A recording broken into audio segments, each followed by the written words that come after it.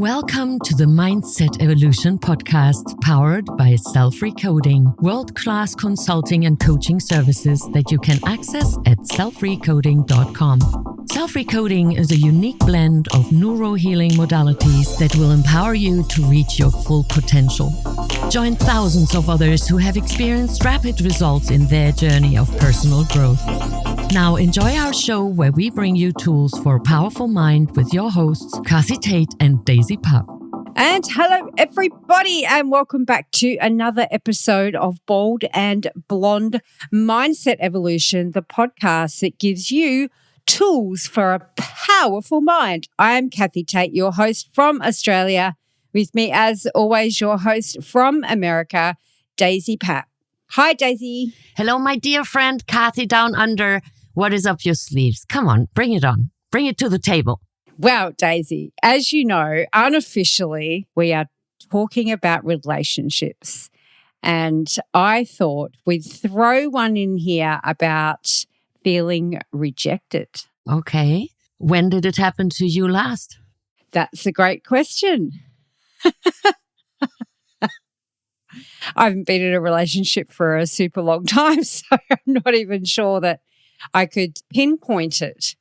But I think feeling rejected and being ignored are synonymous for me. I find it highly hurtful and disrespectful when I'm ignored. And that for me is a form of feeling rejected. What about you, Daisy? I'm thinking about it and I do not recall. It must be a long time ago that I felt rejected, because there are many occasions where we might feel rejected. I'm speaking about relationships overall and not solely intimate relationships, because a colleague can make someone feel rejected. A teacher may feel rejected by the principal. A student may be rejected or may feel rejected by a teacher. A child may feel rejected by a parent. A sibling might be rejected from other siblings. Peers might feel rejected from other peers or from other people. So I may even feel rejected when I'm trying to get closer to my horse and then my horse is just not in the mood. Or you with your cat. Maybe you feel rejected by your cat because you are in the cuddly mode and Pepper has a different agenda on its mind. So I think it is important to understand one basic truth. To me, it's truth or fact. No one can make you feel anything, period. It is me responding to what I'm perceiving and the meanings I'm giving to what I'm perceiving. And then my body kicks in, because the body-mind connection is inevitable, if we like it or not. So, for example, I'm walking down into the stable and I see my friend has a horse there as well. And the moment I see them, it appears to me as if they had looked at me and we made maybe for a brief moment eye contact and then they're walking away. Now, all sorts of movies may start in my head, but it depends on my attitude and it depends on what meaning I give to my perception, what I'm perceiving through the five senses, how I evaluate it. And then my body will respond with a matching feeling to what meaning I gave. And maybe they just left for the bathroom. Maybe they didn't even see me walk in. Maybe it just appeared as if they saw me. Now, let's clarify. No one can make anyone feel anything. We are all, every single one of us is responsible for how we respond. And if we have reactions, then we still have some homework to do when it comes to our inner world. Where are the triggers? What are the triggers? And why does it trigger me still? And for example, if I may feel rejected, where does it come from? Maybe my parents didn't want me. That can be a huge traumatic event.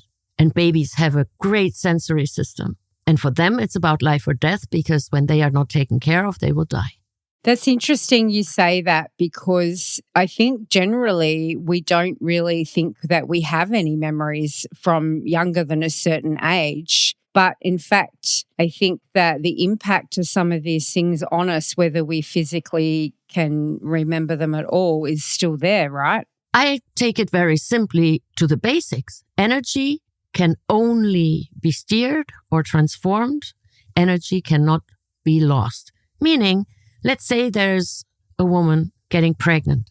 And in the past where there was no birth control, where there were no hormonal impacts from the outside world through pollution or other poisons that humans are exposed to nowadays, then most women were very much in contact with their body.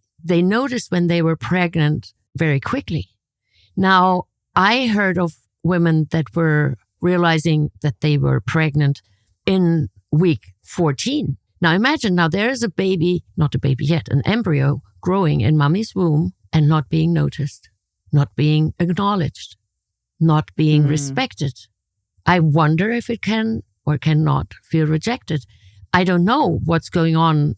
Usually we cannot say for certain the intellectual levels of an embryo. Nevertheless, I have clients, plenty of my clients actually have emotional burden that they still carry from the time before they were born. It's not only that we only have memory from a specific age on, but in the subconscious mind, everything is recorded, even prenatal, meaning pre-birth. Now, where does it come from? And I understand in the past where we lived in tribes and humans lived in caves and so forth, that it was really life-saving when you belonged and you did not get rejected, because if you would get rejected or feel rejected, then you may act awkwardly and then maybe you are excluded, and that meant secure death back in the days when I speak about evolution.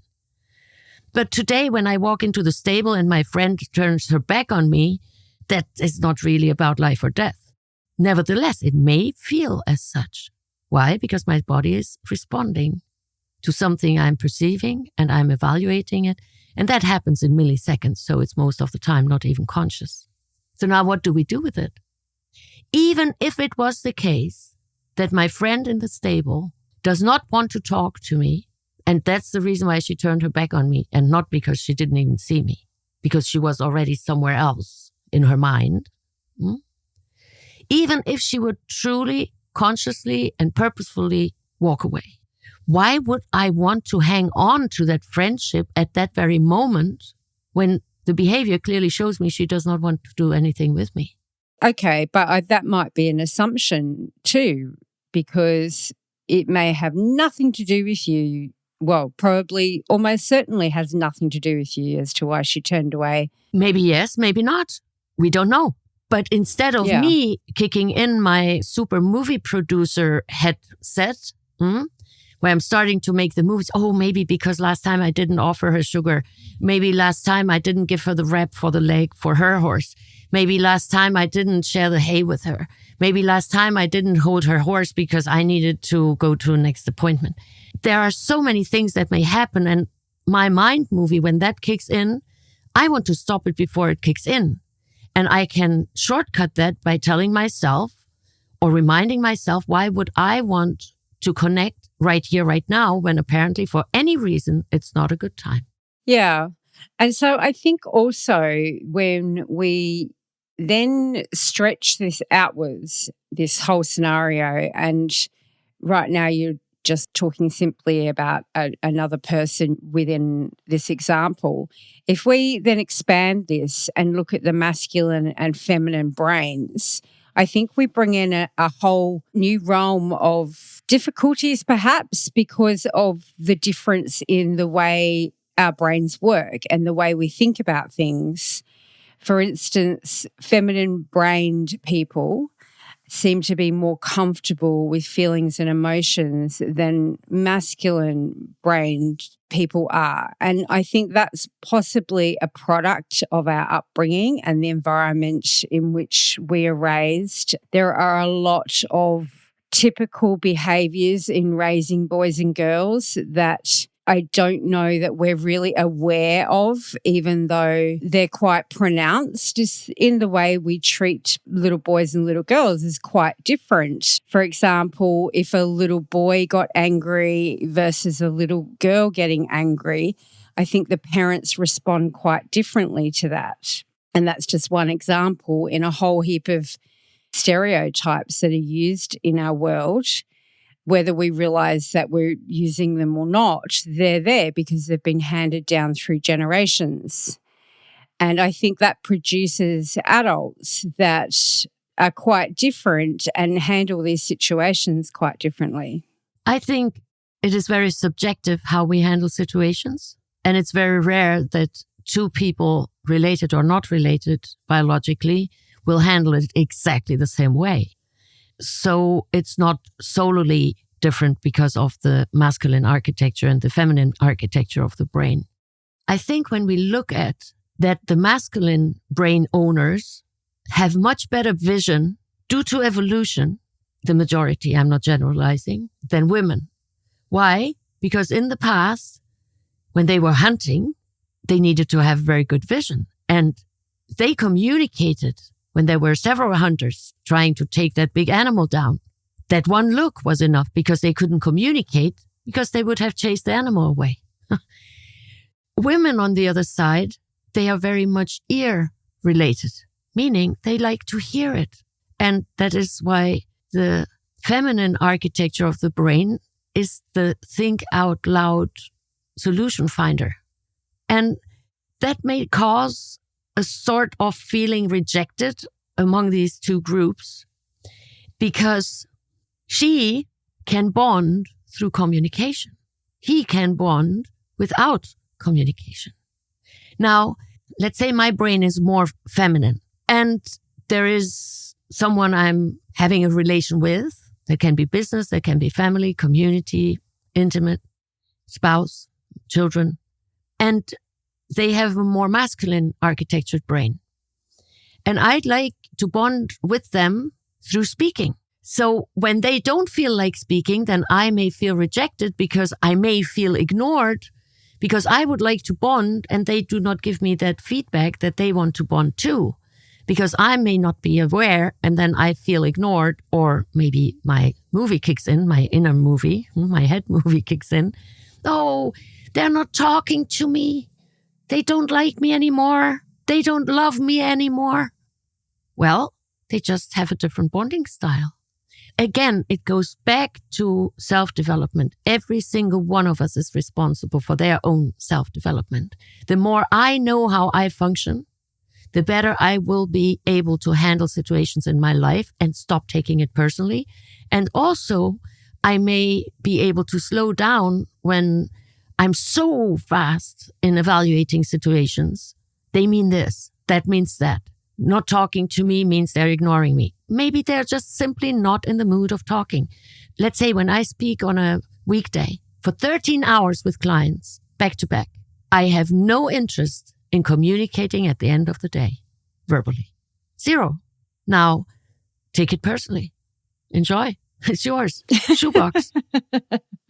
When we understand that, for example, feeling hurt, feeling rejected, feeling ignored, these are things that happen in the mind. The emotions, the energy in motion, that happens in the body based on what we think, because we evaluate it, we give it a name. Life can be much easier, I think, when we decomplicate it and respect other people's desires as well. If I don't want to speak, can you respect that?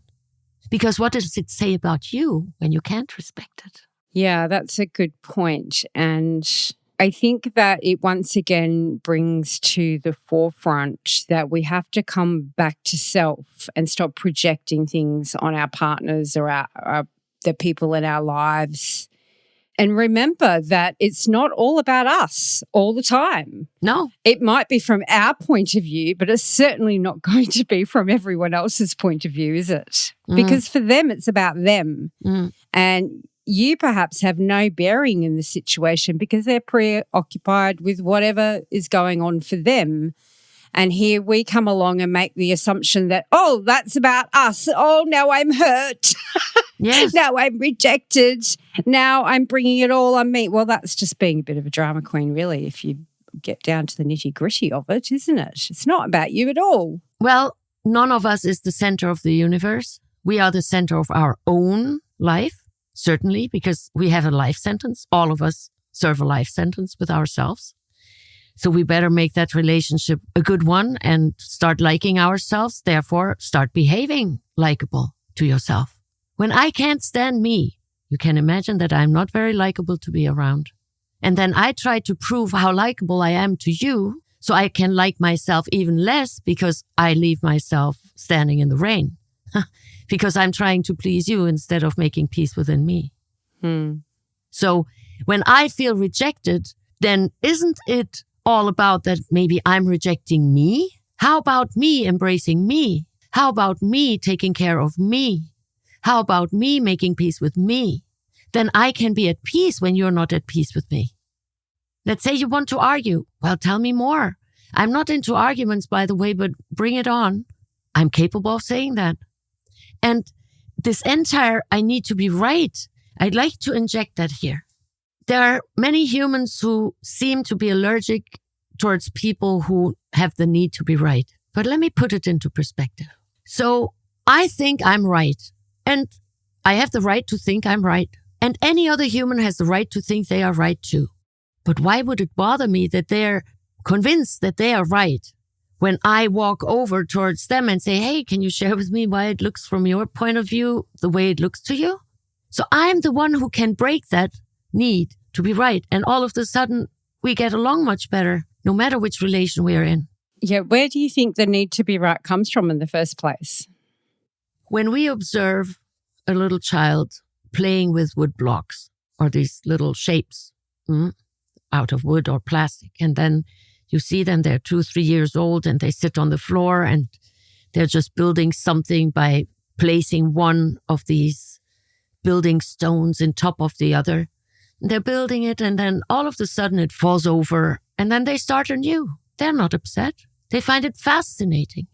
And then they do it 4 more times, 5 more times, maybe the 7th round, they realize, oh, wow, it's my sleeve that really gets there and knocks it over. And then the little child is so fascinated and this enlightenment in its face shows up because it understood something, cause and consequence. Yeah. So then what it does, then it starts building again. Now, later on, it starts learning through conditioning, which is, I think, very harsh in many cases, oftentimes not even knowingly, because most parents are ignorant when it comes to that. And most likely many teachers are ignorant as well. That, no, you don't do it this way. Stop doing it this way. So then, by the time that child is 8 or 9 years old, it realizes, oh, wow, mistakes are no good. And I better hide when I make a mistake because otherwise I'm going to be blamed and I'm going to be shamed. Now, let's have a look at the human species. We are the only species that is capable of considering a mistake as punishment, that utilizes a mistake to punish. Have you seen some of these funny animal videos when the animal is just falling over or running so fast and ends up in the pool and it's totally wet, or it jumps into the snow and then it feels lost for a moment? They come back to you and they waggle their tail and the cat is happy too. Children are happy too. It's just us humans when we are conditioned to a degree that doesn't really make sense. Have you ever seen a dog naturally being ashamed? Naturally not. Maybe the human conditioned it and domesticated it and trained it to be ashamed. It's just in us humans. That makes a lot of sense as to the background of why we have this feeling. And I think it's quite strong in a lot of us. I can only speak for myself and the people I know and the way I was brought up, but that really makes a lot of sense to me. And for me, I think it's been a bit of an inner battle too. Do I need to be right in this circumstance? Can I let it go? What does that mean to me? Why am I feeling this way? Why is it so important? A lot of it was tied to my own self-esteem and my own sense of self-worth, that if I was right, it meant that I had higher self-worth. And that was a part of my conditioning and how I got treated by society, or how I perceived that treatment and took it inside. And so that was really tough for me. And so it's interesting to hear that background. But I'm not saying that is the only reason or that is the reason for the need to be right. But the blame and shame and guilting certainly is not a good advisor or a good route to allow people to feel more confident by exploring and experimenting. Look at many geniuses. They're not genius by chance because they were born like that. No, they played around and they experimented a little more and they just didn't give up. And even when they found a solution, they didn't stop. They continued because they were convinced when there's one solution, there must be more than one solution. And let's have a look at Wolfgang Amadeus Mozart. He's considered to have been one of the greatest composers. And I agree. And I like his music, his compositions. But he produced over 600 gigantic works. Look at Da Vinci. How many drawings he made of water. He didn't stop when he once completed a piece of drawing water. No, he did it again and thousands of times. Picasso, I think, left over 20,000 art pieces in this world. So it's not only quality, but it's the quantity that makes us better. Now, for those who have the need to be right, I'd like to give a hint. I'd like to invite you for a thinking process, for thought. Isn't it the case when I hold on to my need to be right that I'm actually excluding myself from learning something new? ? Yes. I can still have my desires. I can still have my likes and dislikes, but I can explore to expand. The more I need to be right, actually, I'm locking myself out of learning something new, maybe. Circling back to feeling rejected. Let's say there is a group of people and they're brainstorming about something, and I believe red is the greatest idea. And someone else says green is the greatest idea. And then a third one says, no, I don't want colors, black and white. Let me see how far it goes without my red. And if it is really a good solution to use a little red or all over red, then maybe we will discover that down the line. Maybe some of our listeners are aware that I have some of my artwork exhibited in world-known collections and some museums and galleries. And when I have the empty canvas lay before me, I think to myself, become the best you can be. I allow it to develop. Same with music. Come out, what's in there? It's like tuning into a radio station. I'm not adjusting my radio and say, yeah, okay, so I'm going to search so long until my favorite song that nobody knows and no radio station is playing, but I'm switching so long and adjusting that knob or that dial until that song will show up and I can hear it. No. What is sent is there and I may tune in and I can choose what I'm tuning into. So why is that related to feeling rejected? Feeling rejected, I think, when I go even one step further, kills creativity because it stops me. We are no longer living in caves, the majority of us. Let's evolve. Yeah, it's interesting what you were saying about the greats of yesteryear, I'd say, to generalize, because a lot of those very famous, well-known historical figures who were geniuses and brought the world amazing creations were at the time not popular, were ridiculed, were rejected because of social standards of the time. And so I think that's really interesting because it did not stop them. They kept going. Whatever it was within them that created that genius also clearly was compelling enough for them to keep creating over and over despite the everyday rejection all around them. And so I find that really inspiring because to me that says no matter what was thrown at them from the outside, they followed their passion and they followed what internally drove them, whether or not they were getting positive feedback or not. And so I find that extremely inspiring. So thank you for bringing those examples up. And I like what you just said too about it killing creativity because at the end of the day, when we think about our brains, we've evolved from this ancient reptile brain for survival purposes into this modern world we find ourselves. And we have to, I think, somewhat retrain ourselves for the modern environment, because it's not going to be life or death anymore in very many situations.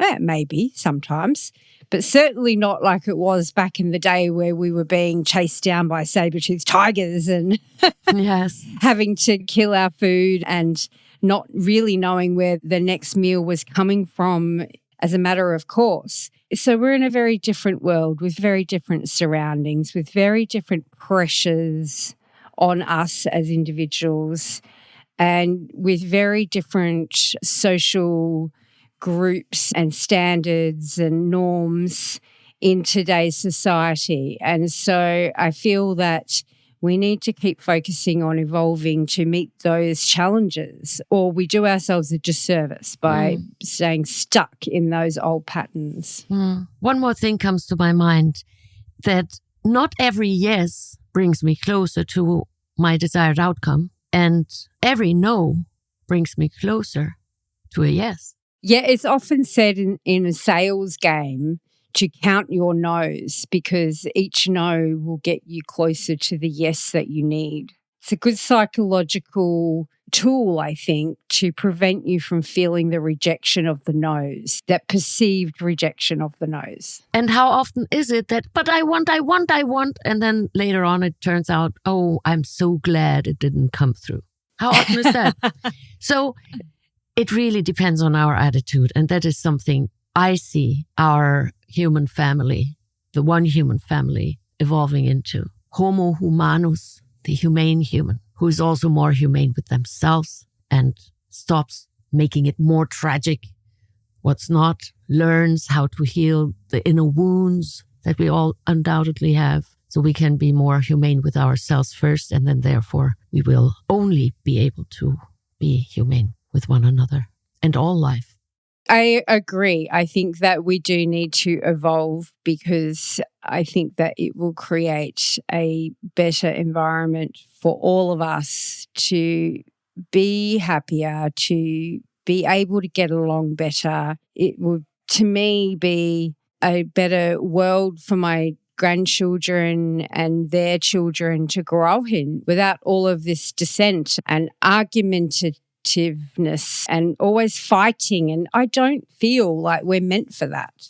I hope today's discussion about feeling rejected has been helpful.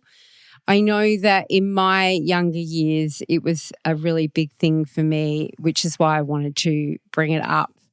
We also did a very early episode on rejection a couple of years ago. So if you're super interested in the topic, you can go and look up that episode as well. Just go to baldandblonde.live and use the search box. And if you can't find what you want, reach out to us on the contact page. While you're there, please support us. We would love your support. It helps us stay on air, which brings me to a big thank you to our major sponsor, Self-Recoding. Check out selfrecoding.com. And if you would like to work with Daisy or bring her into your corporation for seminars or workshops, just reach out. That's it from us today. We'll be back real soon with another super interesting conversation. We are Bald and Blonde. Mindset Evolution. Talk to you next time. Thank you for listening in to the Bald and Blonde Mindset Evolution podcast. Please share our show with your family and friends. Together, we make this world a better place for you, for us, for future generations. When you need consulting or coaching, visit selfrecoding.com. Also, please remember to rate us 5 stars and leave a review, and support us at baldandblonde.live. Talk to you soon.